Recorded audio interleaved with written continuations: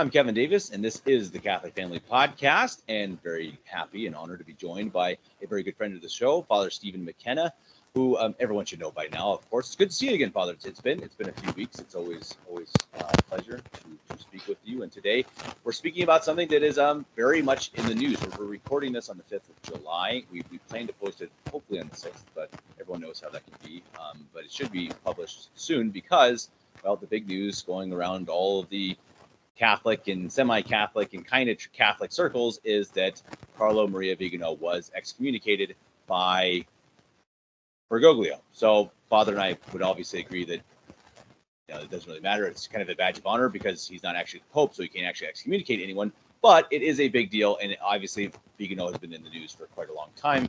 And Father is joining us to give his opinion on it, his take on just who he thinks Vigano is, and from research into his own writings, Vigano's own writings, what you can kind of see, what we can guess, and maybe to tell everyone to pump the brakes just a little bit on I believe Father Vigano. Is it I know I think Mario Dirksen did some research that he is properly ordained, or we think he is properly.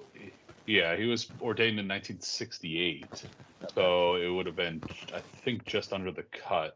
Although I think there's some aspects of like maybe that it had started, prior to that 1969 time, but I think it's generally accepted that he's probably ordained in the old rite, but by the hair of his chin, type of thing.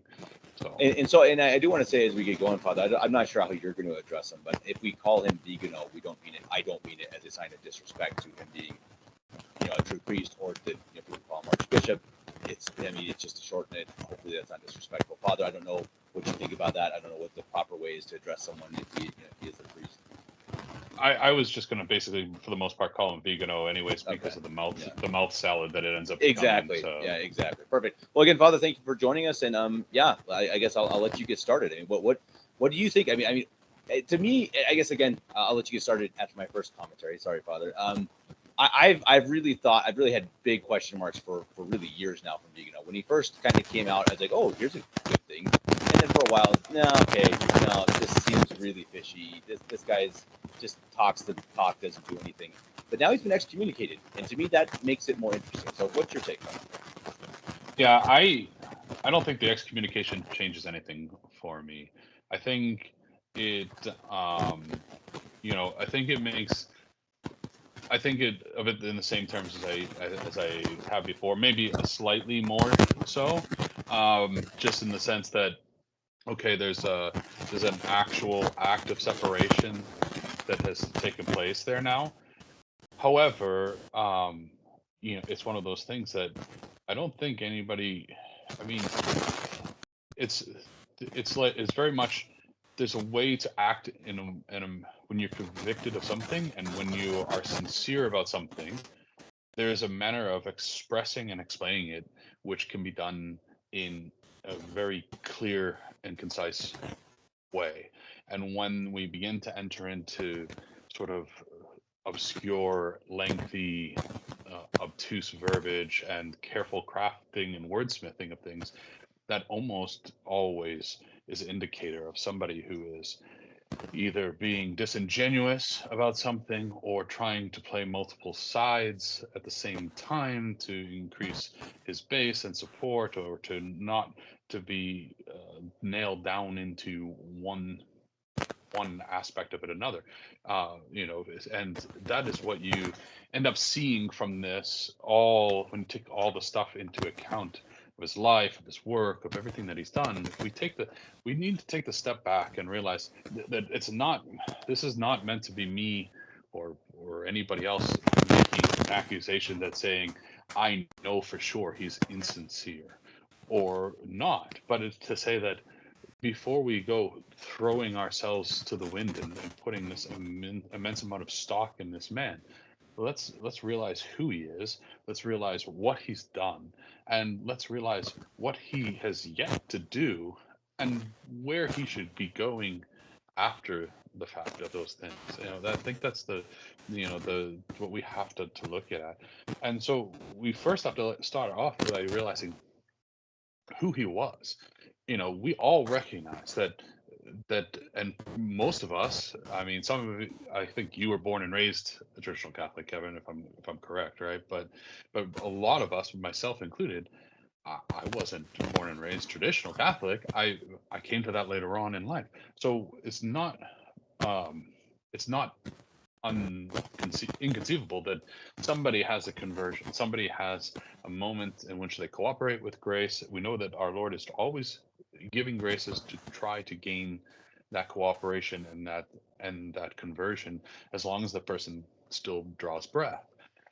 And so, it's not to dismiss that he could change his mind, he could convert, he could make his way into into rejecting what he has once held and what he has once, and embracing what our Lord has taught and has done. But we need to understand that while it's fine that, Joe, the plumber guy, all of a sudden realizes, oh man, I've been going to the wrong church and I should be going to to this insert, traditional Catholic church here, or that even somebody who is, Novus Ordo seminarian or even a Novus Ordo priest could eventually come to the point and say, oh, I need to turn away from this and reject it and go in the opposite direction. We are talking about here a man that has worked for basically, he has been in that Vatican II establishment for literally as long as the Vatican II establishment has existed.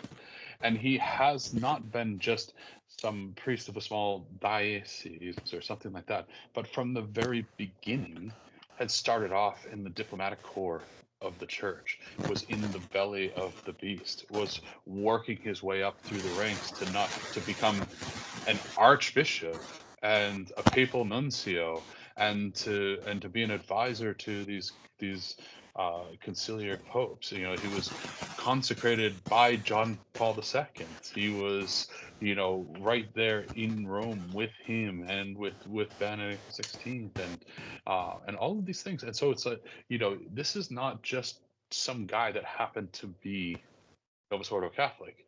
He was in the depths of the monster, as deep as you can be, pretty much, and existed there for almost 60 years now. More than 60 years if you count his time as a seminarian. That he was, because he was ordained in 1968, which is barely under the point of where they changed the rite of ordination, and it is certainly well after the conclusion of the Second Vatican Council and after they've begun implementing the elements of the new mass and all of these things. And so this is the environment that he has worked in his entire life. He's been part and parcel to, he's cooperated with, he's approved of and supported and spread out throughout the world. Yes, it might have been the more conservative flavor of that ice cream, but it was still the same ice cream. It was these things, and I don't think him to even be as conservative as people think he was. He might be now claiming to be that way, but I'm not sure that he always necessarily was. Well, and real quickly, Father, his whole, he got into the limelight, right? Because he was outing the sexual abuse and stuff by McKenna, right? Yeah. At least that's what I remember. He came onto the scene as that. I think he was already gone from being nuncio, so he was kind of this retired archbishop. Is that right? And he just kind of like, hey, by the way, while I was in America, this was going on, and I think it was years in the past. It was a very strange thing how he came into the scene. And it's kind of like, well, that came out of nowhere, kind of. It was very bizarre, and again, it's good that he did rat out evil people. That's good, but it was strange how it happened years. I think when you look at it, you end up seeing a man who, rightfully outs wickedness in McCarrick, primarily Cardinal McCarrick, for his abuse of boys, really, and his criminal actions that, anybody should rat out. I mean, those are the people that we used to burn at the stake back in the good old days, and we should return to doing again. That's this is it's disgusting. And so it's good that but I think what you see is that he got great accolades from the conservative wing of the populace for his ousting of McKenna, and like you said, many days, after the, long, I don't know if he finally had a qualm of conscience or what it was, but it was just later on. I'm sure that there was maybe it just took them long enough to gather up evidence against him. I have no idea. I don't know what it was, but eventually he did that, and it seems to me that you have a man that all of a sudden gets all this praise and promoting an accolade from this conservative faction and becomes very popular among the neocon wing of the Vatican II Church, and he leans into this, and so the very next reason why we find him in the headlines again has nothing to do with faith whatsoever. It has to do with promoting Donald Trump and all of these things. And it's like, what business does he have doing that? I mean, first off, Trump's an absolute reprobate. He's part of the one world order. What are you doing as an Italian, sticking your thumb in the pie of American politics, and which is just a garbage cesspool anyways, because he knew he could reach the same base of this neocon thinkers, like, oh, okay, yeah, and it starts this drumming up of these things that just make him to be this champion of the kind of that sticking it to the man mentality. It's reason why like the MAGA movement has gotten big in the United States. It's not because Donald Trump is actually good or he's going to do any good or he's going to help anybody whatsoever, but it's because he represents and he has like this verbiage at times in these rallies that talks about, that he's going to, that he's one of us and that he's somehow going to stick it to the man.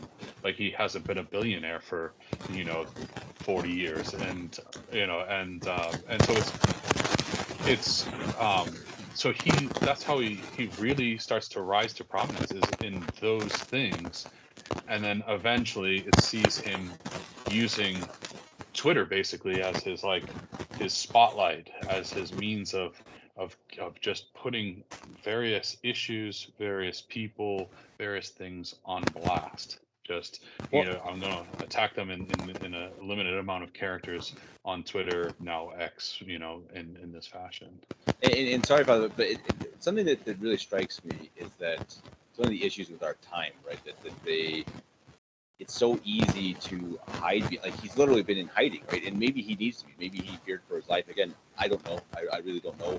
It's fine, whatever. But we've never seen. Have you ever seen it? I've never seen him publicly since he went into hiding. So all of this stuff, and to me, so I am a admitted conspiracy theorist in a lot of ways. That's where my brain goes. I go down rabbit holes. And so to me, it's like, okay, why is it impossible to imagine? I'm not saying this is true. Okay? I'm just saying it's a theory that here's someone who ratted out, the bad guys, got threats against his life, probably legitimate.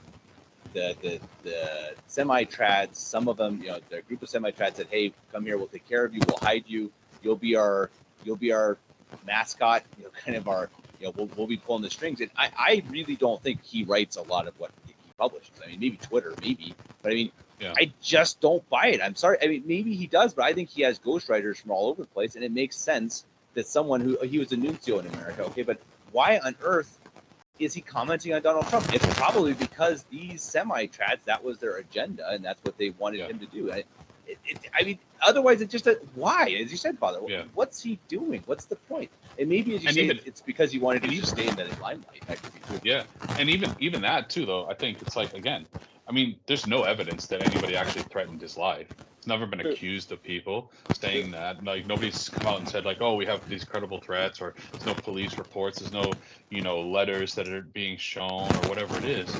And even still, it's like, how sincere are your accusations and your beliefs if you're not willing to put your face to it out in public? Like you said, at some point, it's like, yeah, I can understand taking precautions, putting yourself, having some security or something like that. If you're big enough, if there's a big enough threat, running to ground for a little while or whatever. But you can't just disappear for forever.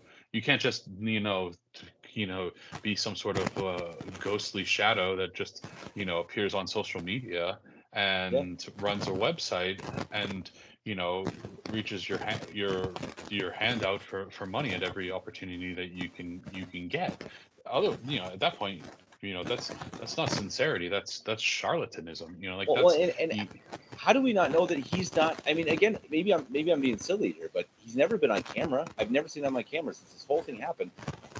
What if he's dead? Well, I mean, this is an actual possibility. He could be dead, and you have Joe Schmo in Joe Schmo's mama's basement running a Twitter account and a website saying, "Hey, I'm Vigano and go Trump." This is what you can't. We live in such a dumb age where people think that, not even people think it actually works. Someone can be influential when all they do is tweet, and you never even see their face. They don't even. They just say, "Hi, I'm Vigano." Okay, based on a blue check mark, I guess. Yeah, it's like that. The AI father that you had when we did the topic of AI. Like, you just ask it questions and it spits out responses or something. Crazy. I mean, I presume he's a real person. You know what I mean? Like, I think that's like that. I don't think that Bergoglio is excommunicating like a pseudo person, but probably not. Yeah, but I think there's the reality of it is it's just like, what exactly are you doing is the bigger thing, and where are your, what kind of person are you really this great defender of the faith? And again, if you can't be forthwith and coming with about it, then, well, we got major problems. And that's what we start to see with the actions of Vigano. So, for instance, for months now, there have been these suppositions that he has perhaps gotten conditionally consecrated by Williamson, Bishop Williamson. There have been no pictures. There have been no videos. There have been no statements as such of something that is a major and a necessarily public action. You do it as privately as possible. I mean, this is worse than when Bishop Kelly pretended for 2 years that he wasn't consecrated a bishop just so that his consecrator could die first before he revealed himself as a bishop, which was, detestable to begin with, because it by its necessity, Episcopal consecration is a public action for the entirety of the church, is meant to be witnessed and to be put out for all to see. And again, like, there's like these rumbles that perhaps he's been, and you hear from like charlatans like Father Chazal, who's like, oh well, all that he needed to have done was done by with Bishop Williamson. Like, you didn't even say whether he was consecrated or not. You had, again, a cryptic word salad about what that means. Does it mean like Williamson looked into it and determined it himself to be valid? Does it mean he conditionally consecrated him? Does it mean that I don't know, Martians came? Who knows what happened?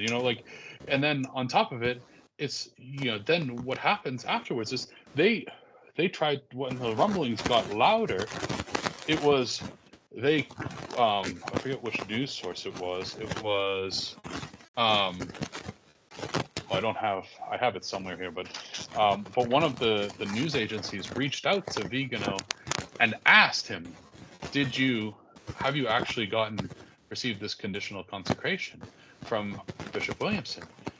And his response was he didn't deny it, but then he also didn't say, yes, I did either. His response was, I'm just so surprised that you would have interest in my personal life. That's as close to a confirmation as we have as to whether or not he's even been conditioned, his consecration has been taken care of or not. That is somebody who is a charlatan and somebody who is playing both sides of it. One of the interesting things, which I thought was really telling about the man himself, like Vigano, and why everybody should be extraordinarily hesitant to have anything to do with him whatsoever, is that a few months ago, he went, of course, to Twitter, and he put on blast the Bishop of Superior, Wisconsin. I don't know if you had seen this or not. So he had put on blast this Bishop of Superior, Washington, which is right next to Duluth, Minnesota, all the way up in the northwest of the state, because at the Holy Thursday Mass, where they do the consecration of the oils, before the ceremony began, or at the beginning part of the ceremony, or whatever it was, that this Bishop Powers, I believe his name is. Let's see if I can find. Yeah, this Bishop Powers, he had the Indians, the local Indian tribe, come in and do like their pagan ritual stuff, like their dancing and whatnot. And so Vigano goes to social media and he puts him on blast. And Vigano says he called the ritual a shamanic ceremony and a sacrilegious act that desecrates the cathedral of the Diocese of Superior. He also accused Powers of being responsible for a very serious sacrilege, saying that the bishop was a squalid official of the ecumenical religion, a dutiful executor of Santa Marta's wishes, Santa Marta being, of course, Bergoglio. He says this is not a successor to the apostles, but a servant of Freemasonry, and that he adds that he was glad to see that the participants of the profanations of the Bergoglian sect are almost all of advanced age, and that this was comforting. But so he does this, and of course, to everybody, sounds like the right thing. It sounds like, of course, you would put something pagan on blast that was taking place on one of the holiest days of the year, Holy Thursday. Well, kudos where kudos is due, because this Bishop Powers comes out and he makes a statement in response to Vigano, and he says that, first off, he starts off by saying that the Diocese of Superior has a long-standing tradition to honor the heritage of our Native Americans before major diocesan ceremonies. Of course, the Vatican II dribble, whatever. But then he goes on to say, he says, this tradition was carried out at my own installation as Bishop of Superior in February of 2016, adding that Vigano was present as Apostolic Nuncio and that he had nothing to say about it at the time. And he says, he then goes on to, he says, he never expressed any concerns about it.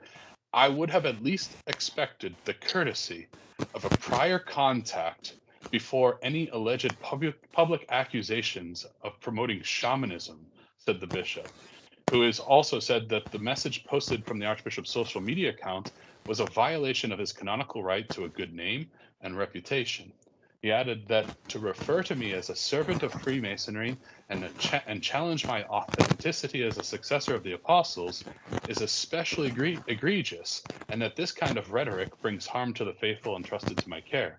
This kind of public defamation does not befit an Archbishop of the Catholic Church. Addressing the Archbishop in the statement, he said, if this is true, that you, in fact, reported the above inflammatory statements about me, so kind of along the lines of having ghostwriters, if this is true, that you, in fact, reported the above inflammatory statements about me, I would expect a public apology from you to me and my people. And of course, there was nothing coming from Vigano. So he puts him on blast publicly for doing a ritual with the Indians, but never contacts him because we find out from Bishop Powers that it's not like he's a stranger. He's not like observing it from 30,000 feet and saying like, oh, how could he do that? Because, you know, this is a problem with the new church. He knows him personally. He was at his installation as a bishop and partook in these very same rituals at that time.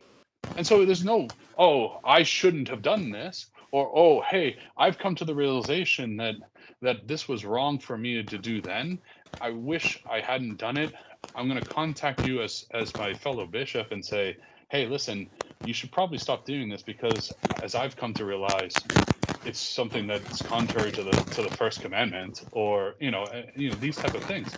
No, he puts him on blast because it's popular to do so on Twitter without contacting him at all, and fails to point the finger at himself for participating in it actively when he was there at the installation.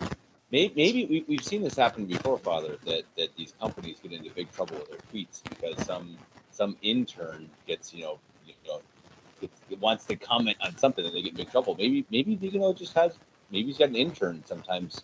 So then, if that's the case, then yeah. If that's the case, then you come out immediately afterwards and say, "I'm sorry that I did that. This is my intern who did this, and it is highly embarrassing. And yes, I recognize that I shouldn't have done these things before. I should have, and I would have. My course of action should have been to contact him directly and not put him on blast on Twitter."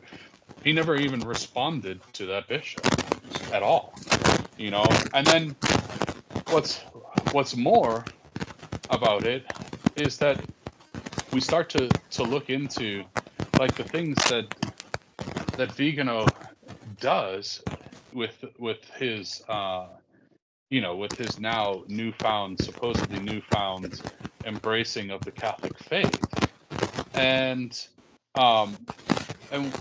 so people want to say, okay, well, maybe he didn't go about it the right way. Maybe but now he's really sincere about it.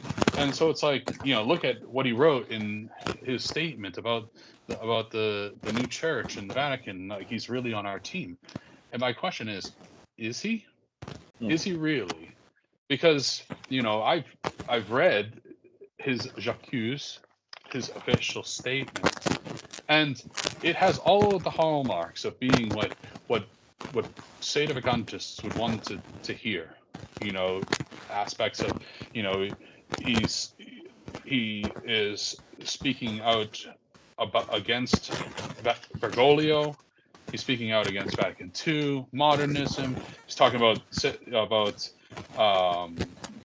Freemasonry. He quotes cum ex apostolatus, and like all these various things. And so when you look at it, it's the sedevacantist starts to salivate and say like, oh, finally one of their high-ranking people has sort of come over to the camp. But when you actually go through it slowly, when you actually read it with any kind of sincere, just trying to observe it from where is this man coming from? What does he do? He doesn't declare himself to be sedevacantist. He doesn't in the real sense. Does he state that he believes that Bergoglio doesn't have legitimacy? Yes. He indicates that he doesn't believe that Bergoglio is the Pope, and he also indicates that he doesn't believe that he was ever even legitimately elected because he was a manifest heretic beforehand, so that he never had any kind of possession of the see at all. But moreover, we see that, and it also goes to why, while the sedevacantists salivate, so don't the recognize and resist people. So don't, the neocons out there who are throwing their support behind him and all of these things. Because he repeatedly quotes and praises Archbishop Lefebvre. Now, I'm not here to criticize Lefebvre as if he didn't try to fight against modernism and things like that. I do think that he tried to an extent, but we all know full well that he fell short of logical conclusions. He too was excommunicated. He too was, continued to operate till the day of his death outside of what he still viewed as the legitimate church. And this is the person who repeatedly, again and again, he starts off quoting Archbishop Lefebvre at the very front of his J'accuse, and repeatedly goes to him again and again. We also see in there that while he repeatedly refers to Bergoglio as Bergoglio and not Pope Francis or anything like that, not once does he do the same to the predecessors of Bergoglio. He's careful to refer to Ratzinger as Benedict XVI. He's careful to refer to Wojtyła as John Paul II. He refers to the popes who came after the Second Vatican Council as popes, and he capitalizes P in the usage of it. He refers to their reign and their pontificate throughout these things. He's critical of Vatican II. He even goes as far as to say it was not magisterial, and he goes as far as to say that it doesn't that there's erroneous things that are in there against faith and morals and things like that. But he doesn't call it a false council. He's careful not to say this was a false council, that these things were not, that this thing never had any binding in any way, shape, or form. He treats it as some of the semi-trans do, where they talk about how, oh, it's just a pastoral council. It never had any actual binding upon people. That's false. We know that that's not a true narrative. And Vigano does in a similar fashion. He talks about Vatican II in that way, that makes it seem like he's calling it a false council without actually coming out and saying it's a false council. It seems like he's critical of the entire structure without saying that these people are actually illegitimate claimants to these sees, and that they are heretics, and that this is not the Catholic Church. You know, that these do not possess the Catholic faith. He even talks about in his thing. He says at the beginning, he says, "I face this trial." Speaking of the trial of his excommunication, he says, "I face this trial with a determination that comes from knowing that I have no reason to consider myself separate from communion with the Holy Church and with the papacy, which I have always served with filial devotion and fidelity. I could not conceive of a single moment of my life outside this one ark of salvation, which Providence has constituted as the mystical body of Christ in submission to its divine head and to his vicar on earth." His entire life as a cleric was serving the false church of Vatican II for 60 years.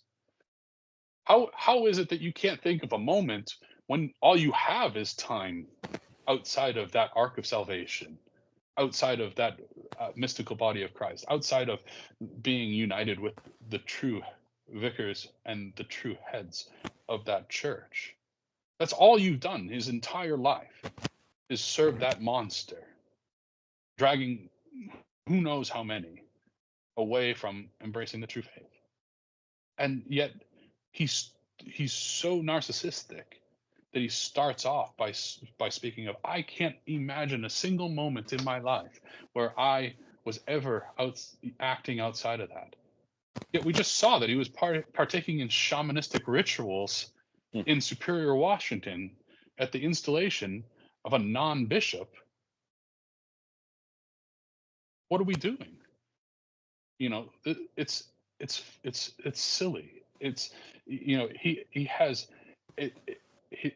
When you start looking at the things that he's written, the things that he's posted on Twitter, the things that he has done by his actions, every single time it's a finger pointing outward without any simple reflection that perhaps he had been wrong at any single point in his life. He has zero self-admittance, self-recognition, self-accusation of having made a mistake. We are human beings. We all make mistakes. If you came out and said, I'm sorry that I was part of this Vatican II church and I didn't realize I was in error, but now I've recognized that I've been serving a church that was contrary to the mission of Christ, we all would have said, what a wonderful, beautiful statement. but everything is somebody else. Everything is how wicked Bergoglio is, how wicked these people he's appointed it is. But I can't accuse Benedict XVI because I work directly for him. I can't accuse John Paul II because I worked directly for him and he was the one that consecrated me. I can't say that I got conditionally consecrated by Williamson, because to say I did so is to admit that the church had doubtful sacraments, and I'm not willing to say one way or the other a public stance on whether the sacraments are true or not, on whether my work as a priest and a bishop was valid or not, on whether the people I ordained, the people that I consecrated, the oils that I consecrated, the sacraments that I distributed, the things that I've done for the entirety, all the Novus Ordo masses that I've said. I'm not going to say whether those things were true or not. It's remarkable that we are throwing praise and accolades behind a man who starts off his accusational statement by proclaiming himself to have never once deviated from the Catholic faith and the Catholic Church or the vicars of Christ. Well, it strikes me too, Father, that if, hypothetically, let's just say he comes out tomorrow and he apologizes and he said, my bad, I really made a mistake, then what? I think that's a big question. And to me, I compare it to like if Joe Biden did that. So if Joe Biden, let's say he still has a brain. So let's say a sane Joe Biden comes out tomorrow and says, guys, I'm really sorry. I'm sorry for everything I've done to the country, all of my evils, etc. I'm really repentant. Now, I said sorry, so elect me president. Yeah. Well, no. Right. I mean, I appreciate you saying sorry. Like, hey, that's good. I mean, for your own moral, your sake, great. But are we just going to say, oh, he said it, so let's trust him? So it's like if somebody, imagine if you had somebody in your neighborhood or somebody that came into your neighborhood and they knocked on your door and you opened the door to them, and all of a sudden they came in and they said, hey, can I use your phone? I really need to use your phone. My car broke down. And you said, sure, come on in. You can use my phone to make a phone call. And he proceeds to come in, pull out a gun, stick it to your head, tie your wife and your kids and yourself up, threaten to kill you, threaten to make you watch him kill your children and your wife, repeatedly beat you and your family, and then steal all of your prized possessions and things of most value from your house, and then walk out the door. And then a week later, he comes back and he says, without any of your possessions in his hands, without anything to return to you whatsoever. And he just comes back and says, hey, yeah, my car broke down again. Can I use your phone? Sorry about that thing the other day, but will you let me in? Are you letting that guy through the door? Not a chance. There is no chance that you are letting that person through the door. There's no chance you're letting him near your family. There's no chance you're letting him near your possessions or anything. You are immediately picking up the phone, calling the police, and hoping that that man falls into a hole so deep that he can never find his way out to the surface ever again. And we are talking about a man who has worked for his entire life for a machine that is doing the greatest of evils in the world, which is dragging souls to hell. And that he's done that for 60 years. And then he makes a couple statements saying like, yeah, I don't think I like Bergoglio hanging out with all the gays all the time. And we're going to just be like, okay, come on down. We hope to, let me do whatever I can do to help you out. You're the great white hope of Catholicism. No, get out of the way. Get out of the way of everything. If you are absolutely sincere in all of you that you've done, if he comes out and says, you know what, I'm going to recognize that I have made many mistakes in this and I have done great harm by my participation in it. I have participated in so many various ecumenical and pagan and various things like that in my lifetime, and I'm sorry for that. Then we will say, thank God that you have cooperated with grace at this point in your life. We will find you a quiet place to go where you can pray and fast and sacrifice until your last days, because that's all we're going to let you do, because that's all you should be able to do. Not to be, but what has he done? He may or may not have gotten the Williamson instantaneous hands laying on, because that's the modus operandi of Bishop Williamson anymore, is that doesn't matter if people have any training whatsoever. If they're coming over from the Novus Ordo and they're Novus Ordo presbyter, or they're, whatever, he's just like, plink, instantaneous ordination with no training or anything like that, contrary to the Novus Ordo Church. That's what he does now. So, we've seen ourselves that there are priests out there that Williamson has conditionally ordained that came over from the Novus Ordo right after meeting them one time, and they have no idea how to say a Latin Mass. But they just declare themselves sede vacantes, and that was good enough for Williamson. So, but we may or may not have a consecration of him. But in the meantime, whether he's a bishop or not, and we don't understand or know, he has started up a seminary, and he has reached out his hand many, many times for donations. The very first thing he did after he was excommunicated from the church, from the Vatican II Church, obviously, very first thing that he did in response to having himself stricken from the church that he has served his entire adult life, is to make a plea for donations without addressing anything at all. Just simply that he needs donations and everything like that. So you want to know what it's really about? What is the number one priority in that man's life on probably the most monumentous day of his existence? Is to reach out his hand and tell you to open up your pocket and give him money. And who is he to train clergy? Who is he? What does he even know? He's gone he was taught by modernists in the seminary in the 60s, ordained into a modernist church, served it at its highest levels for almost 60 years. And his first thing is to assume that he knows how to train people in what? Not Catholicism. I'm not going to believe that. So, this guy, we should first off have no trust in anything that he's doing. And secondarily, if he were to prove himself to be sincere about it somehow, some way, well, okay, wonderful, but you not to operate. There is no such thing as a vocation to the Novus Ordo priesthood. There is no such thing as a vocation to becoming a Novus Ordo bishop. So just because you are a Novus Ordo presbyter and a Novus Ordo bishop in the Novus Ordo Church for all of your life doesn't mean you have any right to operate as a Catholic clergyman at all, because there's zero proof that you were called by God to anything. So why do we just assume with authority? Especially to assume authority is very bizarre. Exactly. My side, I think I'm optimistic that if he does, let's just say, I keep hoping that he does just say, hey, yep, sede vacante, just say those words, because I think that's a win. That's a win for everyone, because he does have a big following, and that would be a big deal. But I'm totally with you, Father. After that, it's like, okay, yeah, bye, ciao. Go.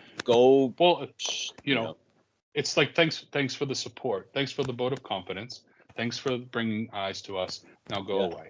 Yeah. You know what I mean? It's like I remember years and years ago, it was probably like 10 years ago. I remember I was talking with Father Disposito, and somebody had recently brought up to me like the theory of the bishop in the woods. That somewhere hidden out in the wilderness somewhere, there's this guy who was consecrated a true bishop in the church before by Pius XII, and we just don't know of his existence, and we just don't know where he is, that he's really old, and that he's and that he will be the one to come out and be the mode of restoring the church and everything like that.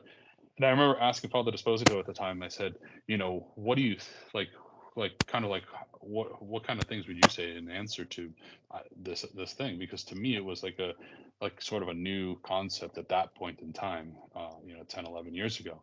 I hadn't heard that theory before, and I knew it was wrong. I just didn't, I figured there's some more developed thought about it. So I was talking to him about it, And one of the things along the way, he just looks at me and goes, besides, if you are the bishop in the woods, I hate you. What are you doing in the Yeah, woods? You have been exactly. hiding in the woods, taking it easy, drinking mimosas, and doing nothing while we've Yeah. been out here working and trying to save souls. If you are that bishop in the woods, I have no use for you whatsoever. Get out of the way and never contact me ever again. That was his response to me, and it was like sort of half joking, but very much serious at the same time. And I thought that's absolutely true. You know, so if Vigano comes out of the woodworks and says like, "Oh, like here I am now," all right, great, get out of the way. You've done nothing but hurt things for 60 years. Move. Let us continue helping souls, and you go pray that we are successful. How about that? Like that's how you can support us. And just start taking to your YouTube channel of your Twitter account of promoting our mass locations, our sermons, our podcasts, things like that to your mass group. Get out of the way, stop talking about things yourself, and start pointing to the people that are actually doing the work and have been trying to fight the good fight, because you haven't. And that's it, really. Right. That's all it is. And again, like I said, his whether like he can't, we don't even know what he's done. We don't know if he's gotten episcopal consecration or not. And that's one of those things that, like, well, he was still part of the Novus Ordo Church at the time. He didn't extricate himself from it before maybe undergoing it. So if he was still working in that belly of the beast, then he's rightfully excommunicated, and he truly is a schismatic, because that is an action that incurs automatic excommunication. If you think that there is a true pope, and by not immediately removing yourself from that edifice, you undergo this thing that carries automatic excommunication with it. Well, yeah. Why would I trust you in anything if you don't know, you know, these basic concepts of repercussions and actions, and the seriousness and severity of what we are actually doing? Every time, when Bishop Dolan or Bishop McGuire or Bishop Pivarunes or Bishop Sanborn, when any of them were consecrated, they knew full well the reason why they were getting consecrated was because there was no hierarchy and no papal approval to be obtained in order to do so, and they had no, they were they knew we are operating out of necessity for the good of souls, and the continuance of sacraments and everything like that we are accepting these positions as bishops, these offices as bishops, not because, well, you know what, I'm just sick and tired of this stuff, and I'm just going to kind of go my own way. And it's like, no, there was nobody questioned whether they were part of the Novus Ordo Church or not, but Vigano still was. He was still collecting a paycheck. So Crazy. No, I'm with you, Father. I greatly appreciate you coming on, and I think it helps me to be clear on a few things. I think, first of all, I know you agree with me, Father, that we absolutely should pray for him, that he saves his soul, that he figures it out, and pray that he does absolutely say to vacante. That would be fantastic. And also that after he does, we don't want him to be our Messiah, our leader, or anything, because he can't be. It doesn't make any sense. And I'm totally with you there, Father, and I appreciate you coming on and clarifying that. Now I'll leave you with the last words, Father. I don't know if you want to sum it up once more or anything that you missed, and then we'll close it out there. I think we should pray, just as you said, for his sincerity, his sincere conversion, and his salvation.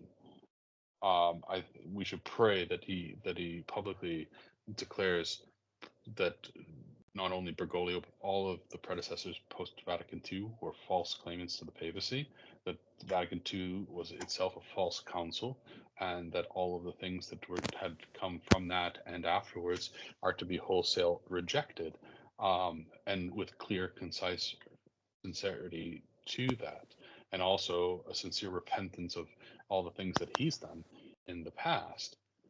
I think we should really pray for that, but I also think we should not expect it. And I think that is what people need to realize. Stop saying, I'm with Vigano, I support Vigano, I do these things. He is giving very little for people to stand up and claim as their champion.